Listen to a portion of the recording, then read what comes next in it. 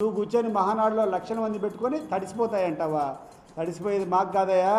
నువ్వు అన్యాయం కేసులు పెట్టు, ఇంకా 10 భరిస్తాం. కానీ రేపు అధికారం రేపు నువ్వు రానప్పుడు నువ్వు మొగోడివైతే ఈ రాష్ట్రంలో ఉండాలా.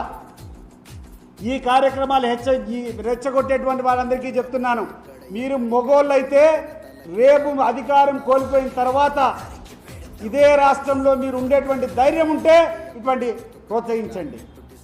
మీకేం ఈరోజు కోట్లు సంపాదించుకున్నారు. ఏ కార్యక్రమం చేసినా విపరీతమైనటువంటి కమిషన్లు, డబ్బులు తీసుకొని అధికారం పోతానే వెళ్ళిపోయేదని మీరు సిద్ధంగా ఉండరు. ఇక్కడ సామాన్య కార్యకర్త యొక్క పరిస్థితి ఏంటి? నిజంగా తెలుగుదేశం పార్టీ అభిమాని యొక్క పరిస్థితి ఏంటి ఒకసారి మీరు ఆలోచన చేస్తారా? వాళ్ళు నిలవగలుగుతారా? వాళ్ళ యొక్క ఆస్తులకు మీరు రక్షణ ఉండగలుగుతారా? వాళ్ళ యొక్క ప్రాణాలకు మీరు రక్షణ ఉండగలుగుతారా అని చెప్పి నేను అడుగుతున్నాను. మంచితనాన్ని ప్రోత్సహించండి, మంచిని పెంచండి. ఒక